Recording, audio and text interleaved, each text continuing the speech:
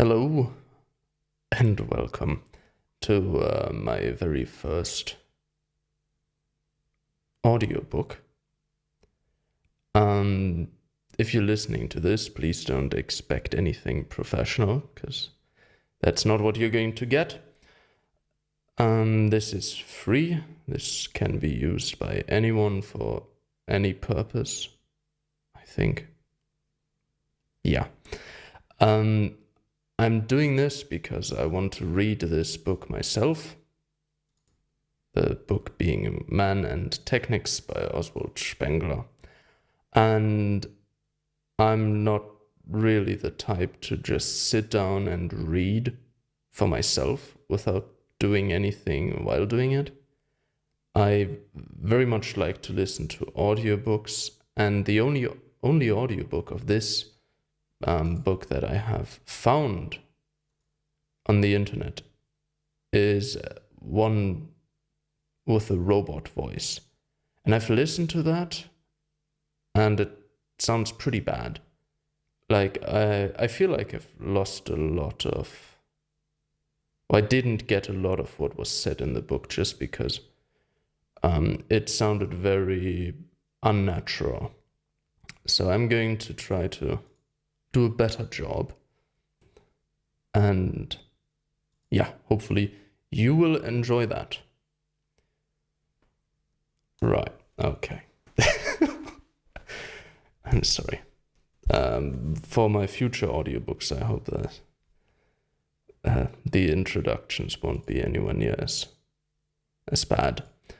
So, Oswald Spengler, Man and Technics, a contribution to a philosophy of life. That was published in 1932. Preface. In the following pages, I lay before the reader a few thoughts that are taken from a larger work on which I have been engaged for years. It had been my intention to use the same method which in The Decline of the West I had limited to the group of the higher cultures, for the investigation of their historical prerequisite, namely, the history of man from his origins.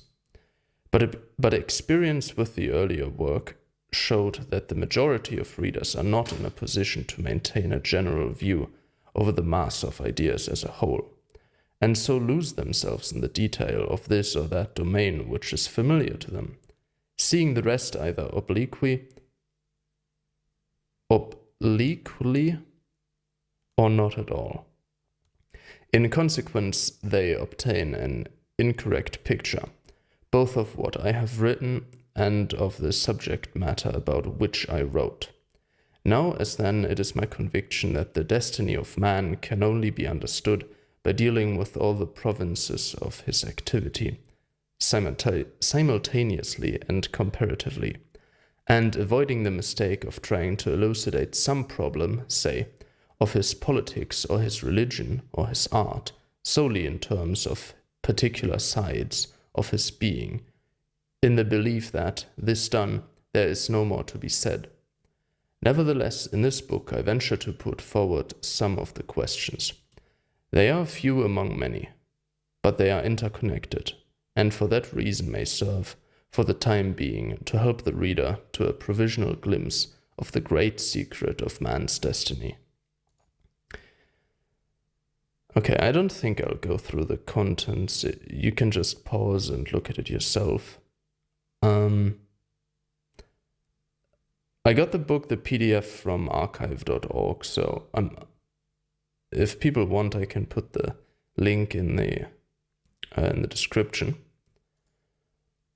But let's get started with Chapter 1, Technics as the Tactics of Living. Oh, that's a T, okay. The Problem of Technics and its relation to culture and to history presents itself for the first time only in the 20th century. The 18th, with its fundamental skepticism, that doubt that was well-nigh despair, had posed the question of the meaning and value of culture. It was a question that led it to ever wider and more disruptive questions, and so created the possibility for the 20th, for our own day, and looking upon the entirety of world history as a problem. The 18th century, the age of Robinson Crusoe and Jean-Jacques Rousseau, of the English park, and of pastoral poetry, had regarded original man himself as a sort of lamb of the pastures, a peaceful and virtuous creature, until culture came to ruin him. The technical side of him was completely overlooked, or, if seen at all, considered unworthy of the moralist's notice. But after Napoleon, the machine technics of Western Europe grew gigantic. With its manufacturing towns, its railways, its steamships, it has forced us in the end to face the problem squarely and seriously. What is the significance of technics? What meaning within history? What value within life does it possess? Where, socially and metaphysically, does it stand? There were many answers offered to these questions, but at bottom these were reducible to two. On the one side, there were the idealists and ideologues, the belated stragglers of the humanistic classicism of Goethe's age, who regarded things technical and matters economic as standing outside or rather beneath culture. Goethe himself, with his grand sense of actuality, had in Faust II sought to probe his new fact world to its deepest depth. But even in Wilhelm von Humboldt, we have the beginnings of that anti-realist philological outlook upon history, which in the limit reckons the values of a historical epoch in terms of the number of the pictures and books that it produced.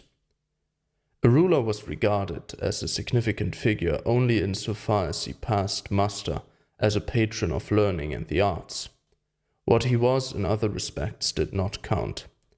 The state was a continual handicap upon the true culture that was pursued in lecture rooms, scholars' dens, and studios. War was scarcely believed in, being but a relic of a bygone barbarism, while economics was something prosaic and stupid and beneath notice, although in fact it was in daily demand.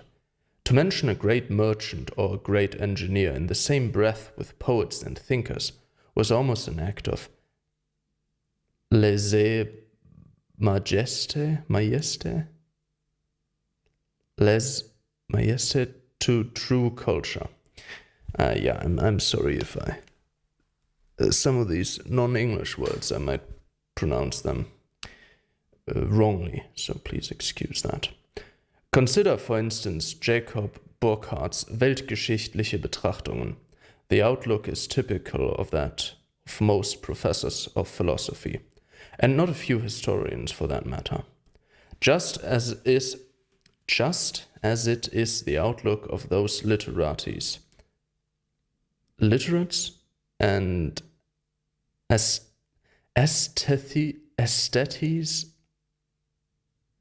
of today, who view the making of a novel as something more important than the designing of an aircraft engine. We're going to run into this problem quite often, I assume. So sometimes I'll just read a sentence again, like this one, because of those words. All right. Consider, for instance, Jacob Burckhardt's weltgeschichtliche Betrachtung. The outlook is typical of that of most professors of philosophy, and not a few historians for that matter, just as it is the outlook of those literates and aesthetes of today who view the making of a novel as something more important than the designing of an aircraft engine.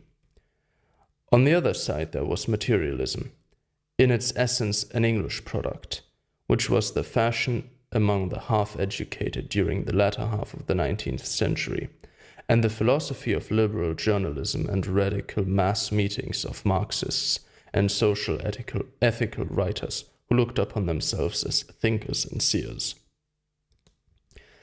If the characteristic of the first class was a lack of the sense of reality, that of the second was a devastating shallowness. Its ideal was utility, and utility only. Whatever was useful to humanity was a legitimate element of culture, was in fact culture. The rest was luxury, superstition, or barbarism. Now, this utility was utility conducive to the happiness of the greater number, and this happiness consisted in not doing, for such, in the last analysis, is the doctrine of Bentham, Spencer, and Mill. The aim of mankind was held to consist in relieving the individual of as much of the work as possible and putting the burden on the machine. Freedom from the misery of wage slavery, equality in amusements and comforts, and enjoyment of art. It is the panem et circenses of the giant city of the late periods that is presenting itself. The progress Philistine waxed lyrical over every knob that set an apparatus in motion for the supposed sparing of human labor. In place of the honest religion of earlier times, there was a shallow enthusiasm for the achievements of humanity, by which nothing more was meant than progress in the techniques of labor saving and amusement making. Of the soul, not one word.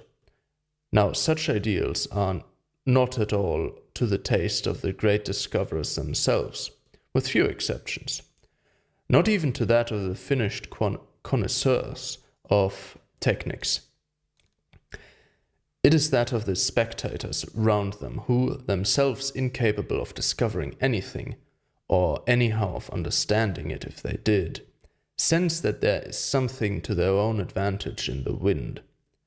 And out of these conditions, since in every civilization materialism is distinguished by its lack of imaginative power, there is formed a picture of the future in which the ultimate object and the final permanent condition of humanity is an earthly paradise conceived in terms of the technical vogue of, say, the 80s of the last century. A rather startling negation, by the way, of the very concept of progress, which by hypothesis excludes states. This order of ideas is represented by books like Strauss's Alte und Neue Glaube, Bellamy's Looking Backward, and Bebel's Die Frau und der Sozialismus. No more war, no more distinctions of law, people, states, or religions, no criminals or adventurers, no conflicts arising out of superiorities and unlikenesses. No more hate or vengeance, but just unending comfort through all millennia. Even today, when we are still living out the last phases of this trivial optimism, these imbecilities make one shudder, thinking of the appalling boredom, the tedium vitae of the Roman imperial age, that spreads over the soul in the mere reading of such idyls, of which even a partial actualization in real life could only lead to wholesale murder and suicide. Okay, quick pause. Please, if you notice me pronouncing something wrong, please put that in the comments and tell me how to pronounce it correctly, because if I'm going to continue these audiobooks, then I'd like to learn how to pronounce words better. I'm not a native English speaker, I'm actually a native German speaker, so I might pronounce some words wrong. And if I do, please let me know. Thank you. Continuing on. Today both views are out of date. At last, with the 20th, we have come to a century that is ripe enough to penetrate the final significance of the facts, of which the totality constitutes world history. Interpretation of things and events is no longer a matter of the private tastes of individuals, of a rationalizing tendency, or of the hopes and desires of the masses.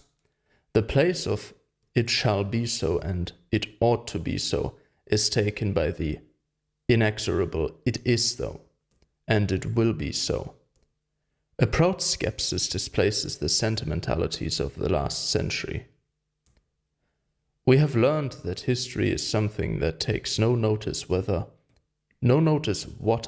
of our expectations. It is physiognomic. Oh my God. It is physiognomic tact, as I have elsewhere called it, namely the quality which alone enables us to probe the meaning of all happening. The insight of Goethe and of every born connoisseur of man and life and history throughout the ages, that reveals in the individual his or its deeper significance. 2. Is that already chapter 2 or is that? Let's go back quickly. No, it's not. Okay, we'll probably finish chapter 1 today. Yeah, and then we'll do chapter 2 tomorrow. If we are to understand the essence of technics, we must not start from the techniques of the machine age, and still less from the misleading notion that the fashioning of machines and tools is the aim of technics. For in reality, technics is immemorially old, and moreover, it is not something historically specific, but something immensely general. It extends far beyond mankind, back into the life of the animals, indeed of all animals. It is distinctive of the animal, in contrast to the plant-wise type of living, that it is capable of moving freely in space and possesses some measure, great or small, of self-will and independence of nature as a whole, and that, in possessing these, it is obliged to maintain itself against nature and to give its own being some sort of a significance, some sort of a content, and some sort of a superiority. If then we would attach a significance to technics, we must start from the soul, and that alone. For the free-moving life of the animal is struggle. For the free-moving life of the animal is struggle, and nothing but struggle, and it is the tactics of its living, its superiority or inferiority in face of the other, whether that other be animate or inanimate nature, which decides the history of this life, which settles whether its fate is to suffer the history of others or to be itself their history. Technics is the tactics of living. It is the inner form of which the procedure is conflict. The conflict that is identical with life itself is the outward expression. This is the second error that has to be avoided. Technics is not to be understood in terms of the implement. What matters is not how one fashions things, but what one does with them, not the weapons, but the battle. Modern warfare, in which the decisive element is tactics, that is, the technique of running the war, the techniques of inventing, producing, and handling the weapons, being only items in the process as a whole, points a general truth. There are innumerable techniques in which no implements are used at all. That of a lion outwitting a gazelle, for instance, or that of diplomacy, or again the techniques of administration, which consist in keeping the state in form for the struggles of political history. There are chemical and gas warfare techniques. Every struggle with the problem calls for a logical technique. There is the technique of the painter's brush strokes, of horsemanship, of navigating an airship. Always it is a matter of purposive activity, never of things. And it is just this that is so often overlooked in the study of prehistory, in which far too much attention is paid to things in museums, and far too little to the innumerable processes that must have been in existence, even though they have vanished without leaving a trace. Every machine serves some one process and owes its existence to thought about this process. All our means of transport have developed out of the ideas of driving and rowing, sailing and flying, and not out of any concept such as that of a wagon or of a boat. Methods themselves are weapons, and consequently technics is in no wise a part of economics, any more than economics, or for that matter war or politics, can claim to be a self-contained part of life.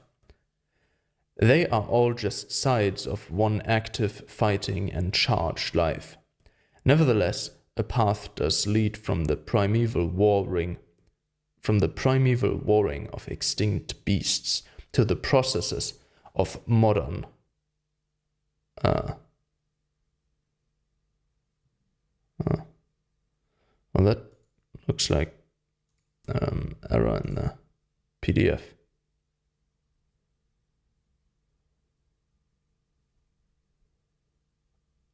Oh man, I'm sorry, I don't know what's going on here. Oh, okay. So there's page 12 missing. Incredible. All right, I'm going to... Is there a way for me to pause?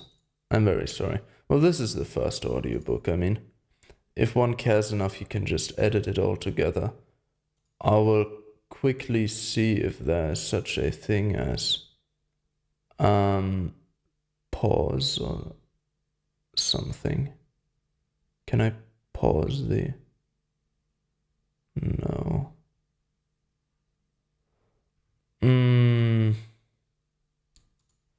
Right, well, let's see if there's if there's another PDF. Let's hope so. Okay. Man and Technics.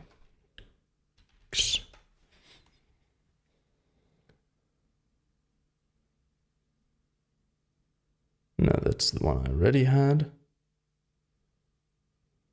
Texts.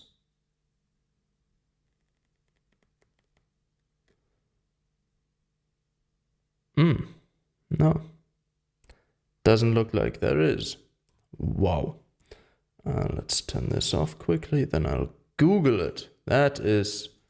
I did not expect that. I am terribly sorry.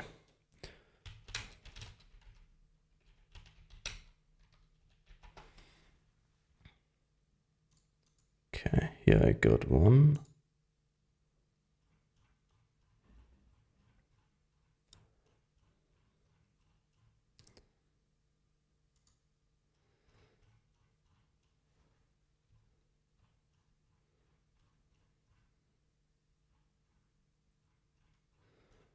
Okay.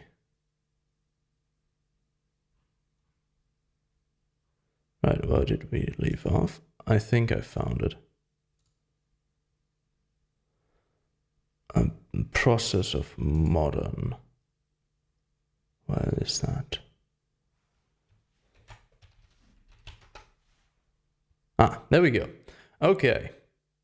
I'll just leave it off for now until I get back to the next page. Just life, death. Okay. Nevertheless, a path does lead from the primeval warring of extinct beasts to the processes of modern inventors and engineers. And likewise, there is a path from the trick, oldest of all weapons, to the design of the machines with which today we make war on nature by outmaneuvering her. Movement on these paths we call progress. This is the great catchword of last century. Men saw history before them like a street on which bravely and ever forward marched mankind, meaning by that term the white races, or more exactly the inhabitants of their great cities, and more exactly still the educated amongst them. But whither? For how long? And what then? It was a little ridiculous to march on infinity, towards a goal which men did not seriously think about or clearly figure to themselves, or really dare to envisage. For a goal is an end. No one does a thing without thinking of the moment when he shall have attained that which he willed. No one starts a war, a voyage, or even a mere stroll without thinking of its direction and its conclusion. Every truly creative human being knows and dreads the emptiness that follows upon the completion of a work. To development belongs fulfillment. Every evolution has a beginning, and every fulfillment is an end. To youth belongs age, to arising, passing, to life, death. Okay, there we go. For the animal, tied in the nature of its thinking to the present, death is known or scented as something in the future, something that does not threaten it. It only knows the fear of death in the moment of being killed. But man, whose thought is emancipated from the fetters of here and now, yesterday and tomorrow, boldly investigates the wants of past and future. And it depends on the depth or shallowness of his nature whether he triumphs over his fear of the end or not. An old Greek legend, without which the Iliad could not have been, tells how his mother put before Achilles the choice between a long life or a short life full of deeds and fame, and how he chose the second. Man was and is too shallow and cowardly to endure the fact of the mortality of everything living. He wraps it up in rose-colored progress optimism. He heaps upon the flowers of literature. He crawls behind the shelter of ideals so as not to see anything. But impermanence,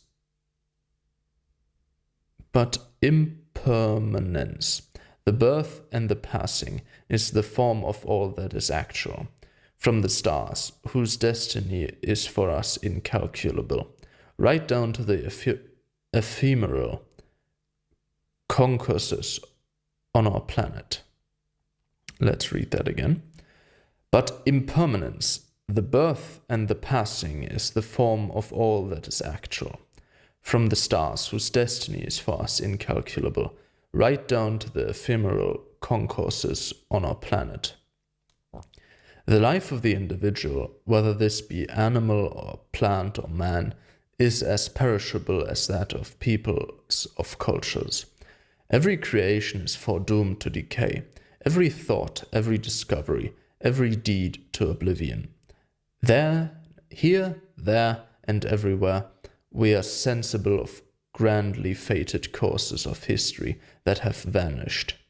Ruins of the have-been works of the dead cultures lie all about us. The hubris of Prometheus, who trusts his hand into the heaven. Oh my God, I'm sorry. Let's drink some water.